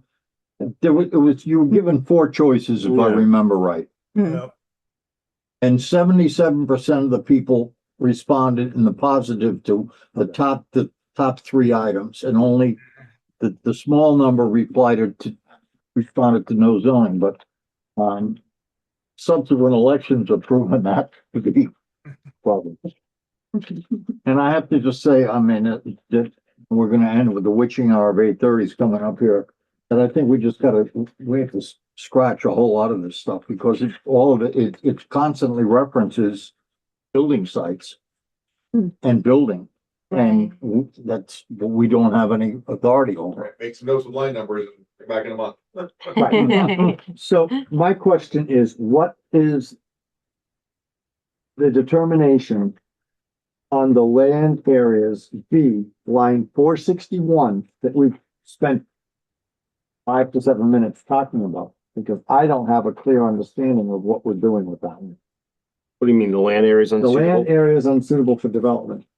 So So that's, any proposed lot, any proposed building envelope shall exclude all areas deemed unsuitable for development. In other words, you can't develop in an undeveloped area. I think that And the has to land be, considered unsuitable for development shall mean, surface waters, wetlands, flood areas, blah, blah, blah. I mean, you could take a line out and leave the rest of it as a definition, but I don't know what our preference is for that particular section. so I was thinking of the Hawley area, right? Because they had the wetlands there and they showed their building envelope where it would not affect the wetlands within that 10-acre Right. plot. So that's what I think they're trying to show is even though you have unsuitable areas within that plot, Right. you have to show your building envelope is not going to affect those areas. Right. So I think that's all we're asking here with the land area, for unsuitable for development is to show us where you're developing that it is suitable. If that, All my question was, are we leaving this alone? Or is there a recommendation to change it? I think that particular one, I think we leave it. I think just to give people a heads up that they can't, if they're gonna try and build in one of those areas, they're gonna have problems. And even the slopes in excess of 20%, that's states. I think so. So I think we leave that. but can that slope be changed to be less than 20%? So if I have a slope that's in there, but then if I go and bring in additional dirt to fill it up, so it's not at a 20% gradient, would that be acceptable? You can bring in as much fill to your property as you want, right, Andy? Okay, Fortunately, yes. As long as it's not Which a would mean wetland. that it was no longer unsuitable. but you can't do it to fill in the wetlands, If though. that's the only thing. Yeah. Yeah, and keep in mind, we'll be running this by the town attorney. Yeah. My point was just, we had a discussion, I didn't see any closure to it, and I wanted to make closure. My vote is Yeah, I Okay. think tonight was the closure. My last question, just going to subdivisions for the minor. Could I, with 2 acres, divide that into 3 lots? Is there a minimum lot that we need to have? Where are you? Minimum lot size, Section, half an acre. so no, that's better line adjustment. that's boundary Oh, line. sorry, yeah, So is there- What line number? Just under section 3, it's the number though. like 156 or something for a minor subdivision. Just a second. Results in four or fewer lots. And then with subdivision, it's a division of a lot or parcel of land into 2 or more lots or other divisions of land for sale, conveyance, development, or lease. Nowhere in here do I have an understand. I could take my 1 acre and I can build it into 4 lots. I believe you can. Yes. Yeah. Yeah, there is no. All we right, don't time to have a sell lot off some size land. Minimum in this. No, I'm just, that's some, so if I was a developer, am I able to go get a acre and break that up into 4? I mean, do we want? 4 tiny homes? Sure, why not? I'm sure we But- water. You're talking about development. You're getting into the development of this land, which we We don't don't control. have control over. We only have control over over land the use. Vision of the land, Yeah. not the development thereof. If you want to take your 1 acre parcel and divide into 4 1/4 acre lots, and each they all have the right of way access, and you want to sell them off for development, that's your problem. But I have to come to you though in order to break that up. Yes, Correct. Right. So again, if somebody were to break up their lot into that. Yeah. Would we want that is what I'm saying. Do we want to have we don't care? We do, All right. but it's, we can't, so, and this is the part where it gets frustrating, right? Yeah. You can't talk about what you want to do with it. Any future plans aren't factored into it. And that's fine. Right. Do we So want minimum of 1 acre lots though for homes? We don't, We don't have that. we don't have it. If a person wants to divide them and say, well, I want to build 4 tiny homes and I'm on a corner lot and I want to develop 4 20 homes and I got to give that back corner a right of way to get out. That's all you need to do. You can't landlock the parcel. Right. Other than that, I know, but like up at Sugar Bush or in Facein, they have it where you can't have a lot less than 10 acres. that's their community standard. That's through zoning. Right. Mm. That's zoning. Right. We've tried and Yeah, no, I'm just trying to, Yeah. again, like we don't want somebody putting, building out 4 lots on like a half acre They could, but do we really want that to happen? And We is there a can't, way? doesn't matter. We don't have, And that's the thing, right? We- It's so. It's a culture that's there that says that's like, we don't want to tell, the select board in general feels that they don't want to tell people what they can or cannot do with their land. That's the- Until they realize how bad it could be when somebody does something with their land and then says, Demetrio, Yeah, too. you and I need to have a conversation. oh no, I'm this close to making Vermont change it from guardrail to guide rail. Okay. So, I'm just saying that I need a partner. yeah, no, I mean, I can get real done with this stuff. And that's the best way to shore up the laws is by making sure that you have the worst person going after it. Right. Unfortunately, really bad contractors make good specs. So, I like that. But I'll give you a little bit of a. yeah. Okay, any other general comments before we study this for 4 weeks? 5 weeks? Barbara, at one time I submitted a bunch of comments and you said it was too soon. I put those in. You did put those. That one. Maybe not every one of them, but most of them. Pardon me, Dana? Yeah, it went into the document that I was sloshing my way through. few Okay, minutes so ago. I don't need to. Yeah, they're done. Thank you. Okay, we'll come back on January 8th. So is there anything from the select board meetings that recently that, I mean, they're pretty tied up with the budget right now and. So, any other announcements from anyone? Minutes from November 13th then. Move to approve. Second. So we've got, No, I don't think so. Still second. Okay. yeah, we can vote on these. I checked it.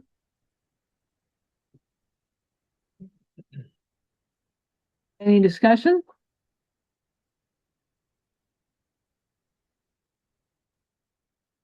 Okay, They all, look great. Thanks, Bill. I liked your note about, that Demetrio was the alternate. And Well, you made a point at the beginning of the meeting to say that. I know. You know what you didn't do tonight? Everyone's approved tonight because there were only 7 of us. How's that? We got it in. okay, all those in favor? November 13th, minutes, please say aye. I abstain. Okay. Unanimous and 1 abstention, okay. Adjourn. Thank you, adjourn. Okay, we're adjourned.